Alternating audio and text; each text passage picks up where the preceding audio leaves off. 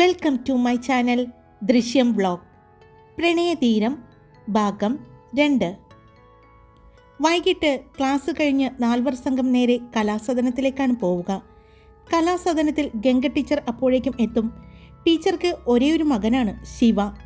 ആളൊരു ഡോക്ടറാണ്. 4 സംഘം ചെല്ലുമ്പോൾ പലപ്പോഴും ശിവയെ കാണുകയും സംസാരിക്കുകയും ചെയ്യാറുണ്ട്.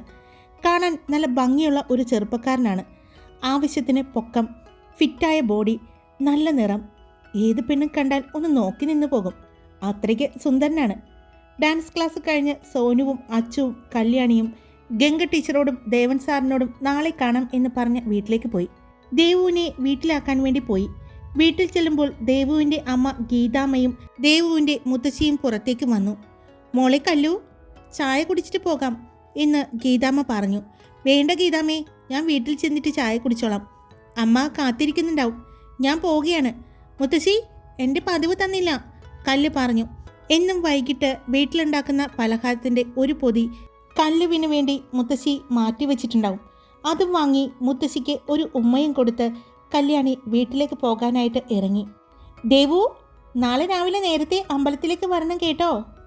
ഇന്നലത്തെ പോലെ ഉറങ്ങിപ്പോയി എന്നും പറഞ്ഞ് ഇരിക്കരുത് എന്ന് പറഞ്ഞ് കല്യാണി പോയി. ദേവുവിൻ്റെ വീട്ടിൽ നിന്നും വളരെ കുറച്ച് ദൂരമേ കല്യാണിയുടെ വീട്ടിലേക്കുള്ളൂ. കല്യാണി വീട്ടിൽ ചെല്ലുമ്പോൾ 5:30. അച്ഛൻ ഓഫീസിൽ നിന്ന് വന്ന് ചായ കുടിക്കുമ്പോഴാണ് കല്യാണി ചെല്ലുന്നത്. അമ്മേ, ചായ, വിശക്കുന്നു എന്ന് വിളിച്ചു പറഞ്ഞുകൊണ്ട് കല്ലു അച്ഛൻ്റെ അടുത്ത് ഇരുന്നു. നിന്നോട് ഞാൻ പറഞ്ഞിട്ടുള്ളതാ കല്ലു, ഇങ്ങനെ വിളിച്ചു കൂവി വരരുതെന്ന്. കനക ദേഷ്യപ്പെട്ടു. ചായയുമായി കല്ലുവിൻ്റെ അടുത്തേക്ക് വന്നു. മുത്തശ്ശി കൊടുത്തുവിട്ട പലഹാരം അച്ഛന് കൊടുത്തു. ദേവുവിൻ്റെ മുത്തശ്ശി ഉള്ളത് കൊണ്ട് വൈകുന്നേരത്തെ ചായപ്പലഹാരം എന്ന് കിട്ടുന്നുണ്ട് അല്ലേ മോളെ? ഒരു കള്ളച്ചിരിയോടെ അച്ഛനും കല്ലുവും കനകാമ്മയെ നോക്കിക്കൊണ്ട് പറഞ്ഞു. എന്താ, ഞാനൊന്നും ഉണ്ടാക്കി തരാത്തത് പോലെയാണല്ലോ അച്ഛൻ്റെയും മകളുടെയും വർത്തമാനം കേട്ടാൽ തോന്നുക. എനിക്കറിയാം, ആ അമ്മ ഉണ്ടെങ്കിൽ എന്നും പലഹാരം ഉണ്ടാക്കുമെന്നും അത് കൃത്യമായി ഇവിടെ എത്തുമെന്നും എനിക്കറിയാം. പിന്നെ ഞാനും കൂടി എന്തിനാ വെറുതെ ഉണ്ടാക്കുന്നത് എന്ന് കരുതിയാണ്, കനകം ചെറിയൊരു ദേഷ്യത്തോടെ പറഞ്ഞു. അച്ഛാ, അമ്മ ദേഷ്യപ്പെടുമ്പോൾ എന്ത് ഭംഗിയല്ലേ എൻ്റെ അമ്മയെ കാണാൻ. എൻ്റെ ഭാര്യയെ കണ്ണു വയ്ക്കല്ലേ എൻ്റെ കല്ലു, ഒരു കള്ളച്ചിരിയോടെ സദാനന്ദനം പറഞ്ഞു. ദേ, അമ്മക്കുട്ടിക്ക് നാണം വരുന്നു എന്ന് പറഞ്ഞ് എല്ലാവരും കൂടി ചിരിച്ചു. മതി എന്നെ കളിയാക്കിയത്, പോയി കുളിക്കാൻ നോക്ക്. കോളേജിൽ നിന്നും വന്നപടി ചായ കുടിക്കാൻ ഇരിക്കുന്നു, കല്യാണിയോട് അമ്മ ദേഷ്യപ്പെട്ടുകൊണ്ട് പറഞ്ഞു. അമ്മേ, വിശന്നിട്ടല്ലേ, ചായ കുടിച്ചിട്ട് കുളിക്കാം. കനകം, സാരമില്ല, മോള് കോളേജും കഴിഞ്ഞ് ഡാൻസ് ക്ലാസ്സും കഴിഞ്ഞിട്ടല്ലേ വരുന്നത്, അവൾക്ക് നല്ല വിശപ്പുണ്ടാകും. മോള് ചായ കുടിച്ചിട്ട് വേഗം പോയി കുളിക്കാൻ നോക്ക്. ഈ സാധുവേട്ടനാ ഇവളെങ്ങനെ ചീത്തയാക്കുന്നത്, കള്ള ദേഷ്യത്തോടെ കനകം പറഞ്ഞു. അമ്മേ, ചേച്ചി എവിടെ? അവള് കുളിയൊക്കെ കഴിഞ്ഞ് മുറിയിലിരുന്ന് വായിക്കുന്നുണ്ട്. നീ ഇനി അവളെ ശല്യപ്പെടുത്തണ്ട, പോയി കുളിച്ച് വിളക്ക് കത്തിക്കാൻ നോക്ക്. ശരി എൻ്റെ അമ്മേ, ഞാൻ കുളിക്കാൻ പോവുകയാ എന്ന് പറഞ്ഞ് അവൾ കനകത്തിൻ്റെ കവളിൽ ഒരു ഉമ്മയും കൊടുത്ത് തുള്ളിച്ചാടി അവൾ റൂമിലേക്ക് പോയി. അവൾ പോകുന്നത് നോക്കി ഒരു ചെറിയ ചിരിയോടെ അവരും നോക്കി നിന്നു. വലിയ പെണ്ണായിട്ടും ഈ കുറുമ്പിന് മാത്രം ഒരു കുറവില്ല എന്ന് പറഞ്ഞ് കനകം അടുക്കളയിലേക്ക് പോയി. വലിയ ഒരു ലക്ഷറി വീട്. അതിൻ്റെ ബാൽക്കണിയിലെ ഊഞ്ഞാലിൽ ഇരുന്ന് കല്യാണിയെക്കുറിച്ച് ശരത്ത് ഓർക്കുകയായിരുന്നു. കല്യാണി ആദ്യമായി കോളേജിലേക്ക് കയറി വന്നത്. 4 പേരും ഒന്നിച്ച് സീനിയേഴ്സായ താനും കൂട്ടുകാരും കൂടി വിരട്ടുന്നതും 4 പേരും ഒട്ടും തന്നെ പേടിയില്ലാതെ നിന്നതും, പൊയ്ക്കൊള്ളാൻ പറഞ്ഞപ്പോൾ കുറച്ച് നടന്നിട്ട് തിരിഞ്ഞു നോക്കിയപ്പോൾ താൻ നോക്കുന്നത് കണ്ട് കൊഞ്ഞനം കുത്തി കാണിച്ചതും, പിന്നീട് പലപ്പോഴും അവൾ മുന്നിലെത്തുമ്പോൾ മനസ്സിൽ ഒരു തണുപ്പും സന്തോഷവും തോന്നിത്തുടങ്ങി. തനിക്ക് എന്താണ് സംഭവിക്കുന്നത് എന്ന് തിരിച്ചറിയുകയായിരുന്നു അപ്പോൾ. ഞാൻ കല്യാണിയെ ഇഷ്ടപ്പെട്ടു തുടങ്ങി എന്ന് മനസ്സിലായി. ആ വർഷത്തെ ഓണത്തിന് കസവ് സാരിയുടുത്ത് നീണ്ട മുടി അഴിച്ചിട്ട് മുല്ലപ്പൂവും ചൂടി, നെറ്റിയിൽ മഞ്ഞൾ പ്രസാദവും, കയ്യിൽ കുപ്പിവളകളും, കാതിൽ വലിയ ഒരു ജിമിക്കിയും, അതിന് ഒപ്പമുള്ള മാലയും ഇട്ടു നിൽക്കുന്ന കല്യാണിയെ മറക്കാൻ പറ്റുന്നില്ല. ഫോണിൻ്റെ ഗാലറി തുറന്ന് അന്നത്തെ കല്യാണിയുടെ കുറച്ച് ഫോട്ടോസ് എടുത്തു നോക്കി. കൂടുതലും 4 പേരും ഉള്ളതായിരുന്നു. വളരെ കഷ്ടപ്പെട്ടാണ് കല്യാണി ഒറ്റയ്ക്കുള്ള ഫോട്ടോ കിട്ടിയത്, അതും അവർ കാണാതെ എടുത്തത്. അതിൽ ചിരിച്ചു നിൽക്കുന്ന കല്യാണിയുടെ ഫോട്ടോ നോക്കി കുറേ നേരം അങ്ങനെ തന്നെ കിടന്നു.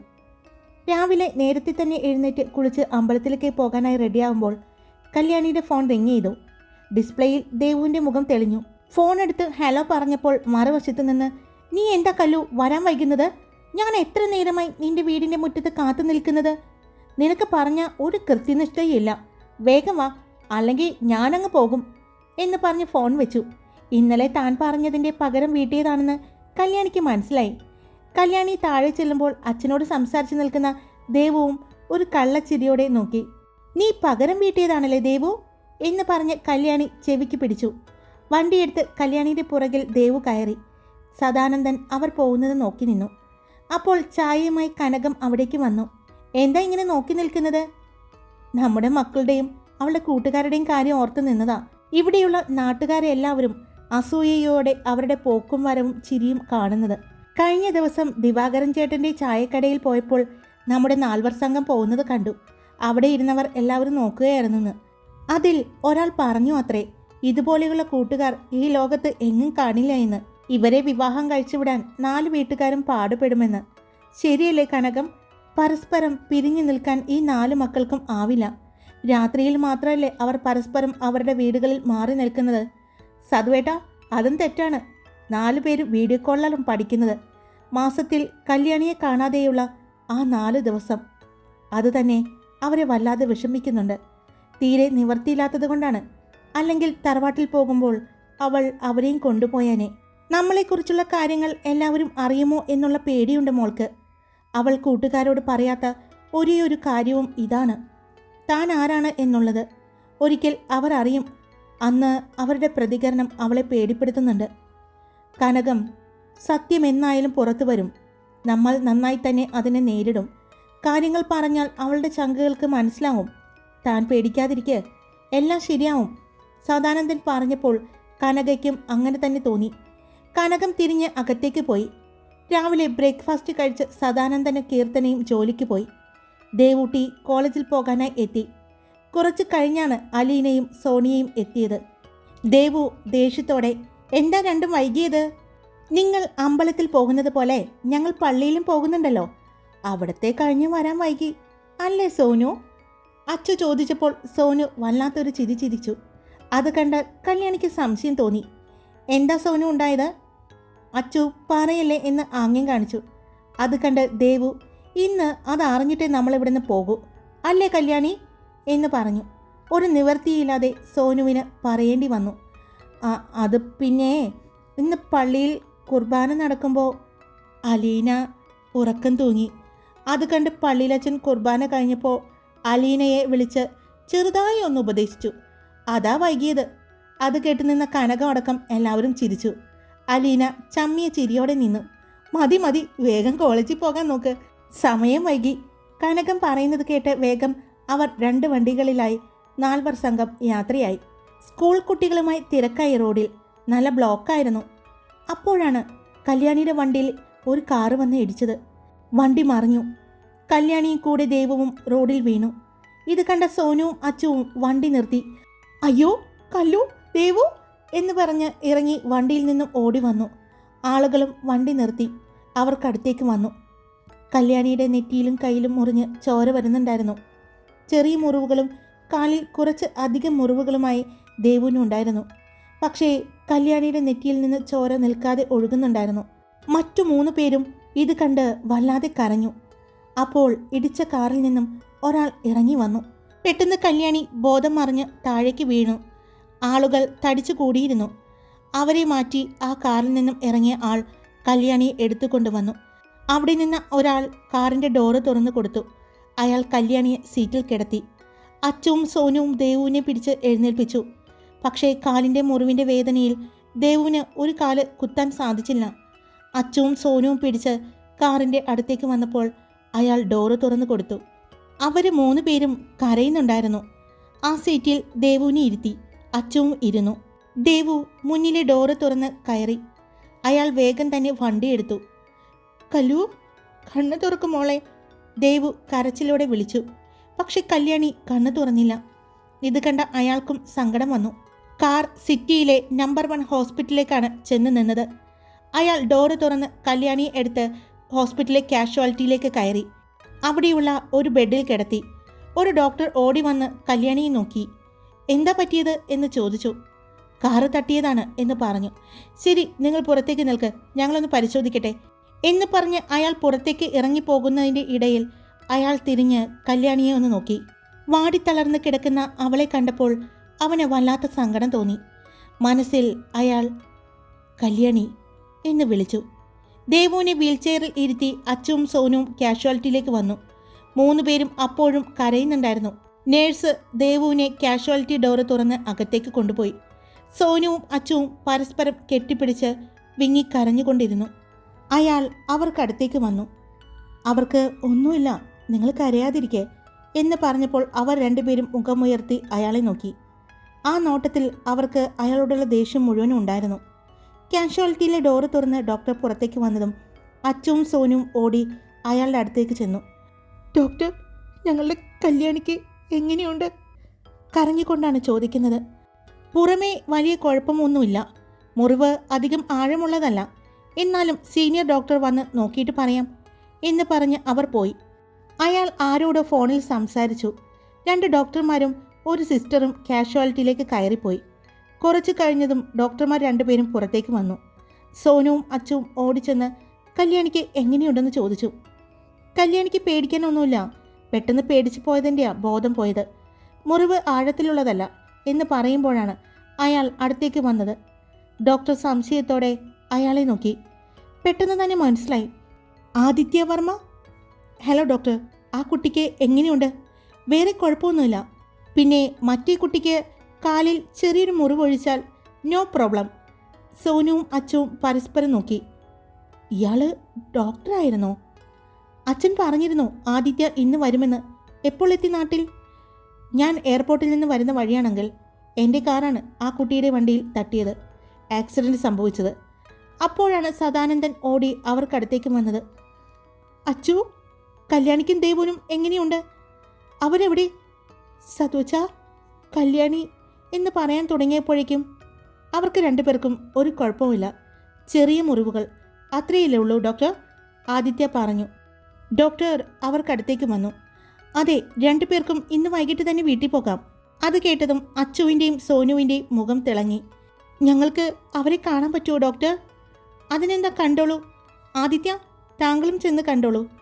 ശരി ഡോക്ടർ എന്ന് പറഞ്ഞ് കാഷ്വാലിറ്റി ഡോറ് തുറന്നപ്പോഴാണ് ആദിത്യയുടെ ഫോൺ റിങ് ചെയ്തു. ആദിത്യ ഫോണുമായി പുറത്തേക്ക് പോയി. സദാനന്ദനും പിള്ളേരും ചെല്ലുമ്പോൾ ദേവുവും കല്യാണിയും സംസാരിച്ചു കൊണ്ടിരിക്കുന്നതാണ് കണ്ടത്. കല്ലു, ദേവു, എങ്ങനെയുണ്ട് മക്കളെ? അച്ഛൻ ചോദിച്ചു. എനിക്ക് കുഴപ്പമൊന്നുമില്ല അച്ഛാ, കല്യാണി പറഞ്ഞു. എനിക്കും ഒന്നുമില്ല, 2 പേരും ചിരിയോടെ പറഞ്ഞു. നിങ്ങൾ പേടിച്ചു പോയോ? അച്ചുവിനോടും സോനുവിനോടും കല്യാണി ചോദിച്ചു. അവർ 2 പേരും തലയാട്ടി. 2 പേരും പേടിച്ചു എന്ന് നന്നായി കരഞ്ഞിട്ടുണ്ടെന്നും കല്യാണിക്ക് മനസ്സിലായി. 2 പേരും ഓടിച്ചെന്ന് കല്യാണിയുടെയും ദേവുവിനെയും കെട്ടിപ്പിടിച്ച് ഉമ്മ വെച്ചു. അയ്യോ, ഞങ്ങളെ ഞെക്കി കൊല്ലുന്നേ, ഓടി വരണേ എന്ന് ദേവു പറഞ്ഞു. അത് കേട്ടതും 2 പേരും അവരെ പിടുത്തം വിട്ട് മാറി നിന്നു. കല്യാണിയും ദേവുവും കള്ളച്ചിരിയോടെ അവരെ നോക്കി. അച്ഛാ, അമ്മയെ അറിയിച്ചോ? കല്യാണി ചോദിച്ചു. ഞാൻ പറഞ്ഞില്ല. അച്ഛനെ ആരാ വിളിച്ചു പറഞ്ഞത്? അച്ചുമോളാണ്. അറിഞ്ഞപ്പോൾ തന്നെ ഞാൻ ഇങ്ങോട്ട് പോന്നു, അതുകൊണ്ട് ആരോടും പറഞ്ഞില്ല. നന്നായി അറിയിക്കാഞ്ഞത്. മുത്തശ്ശിയും കൂടി അമ്മയും കൂടി ഇവിടെ വന്ന് കരച്ചിലും ഒച്ചപ്പാടും ആകും. വൈകിട്ട് വീട്ടിൽ ചെല്ലുമ്പോൾ അറിഞ്ഞാൽ മതി. ശരിയാ, കല്യാണിയും പറഞ്ഞു. കല്ലുമോളെ, എന്താ ഉണ്ടായേ? സദാനന്ദൻ ചോദിച്ചു. ഒരു കുരങ്ങൻ എൻ്റെ വണ്ടിയുടെ പുറകിൽ ഇടിച്ചതാ അച്ഛേ എന്ന് പറഞ്ഞതും ആദിത്യ അവിടേക്ക് വന്നു, കൂടെ ഡോക്ടറും. സദാനന്ദൻ പുഞ്ചിരിച്ചുകൊണ്ട് ആദിത്യയെയും ഡോക്ടറെയും നോക്കി. ഇത് ആദിത്യ വർമ്മ, ഈ ഹോസ്പിറ്റലിൻ്റെ MDയുടെ മകനാണ്. ആളൊരു ഡോക്ടർ കൂടിയാണ്. ഇന്ന് ഈ ഹോസ്പിറ്റലിൽ ചാർജ് എടുക്കുകയാണ് MD ആയിട്ട്. അമേരിക്കയിലായിരുന്നു. രാവിലെ എയർപോർട്ടിൽ വരുന്ന വഴിയിൽ വെച്ചായിരുന്നു സംഭവം. സദാനന്ദന് ഒന്നും മനസ്സിലാവാതെ നിൽക്കുകയാണ്. അത് കണ്ടപ്പോൾ ആദിത്യ പറഞ്ഞു. സാറിൻ്റെ മോള് പറഞ്ഞ ആ കുരങ്ങൻ ഞാനാണ്. താൻ പറഞ്ഞത് അയാൾ കേട്ടെന്ന് മനസ്സിലായ കല്യാണി ചെറുതായി ഒന്ന് ചമ്മി കൂട്ടുകാരെ നോക്കി. സർ, മനഃപൂർവ്വമല്ല. ഞാൻ ഇവിടുത്തെ റോഡിലെ കുഴിയിൽ വീഴാതിരിക്കാൻ വേണ്ടി വണ്ടി വെട്ടിച്ചതാണ്. അപ്പോഴാണ് കല്യാണിയുടെ വണ്ടിയുടെ പുറകിൽ ഇടിച്ചത്. സോറി, ഞാൻ കണ്ടില്ലായിരുന്നു.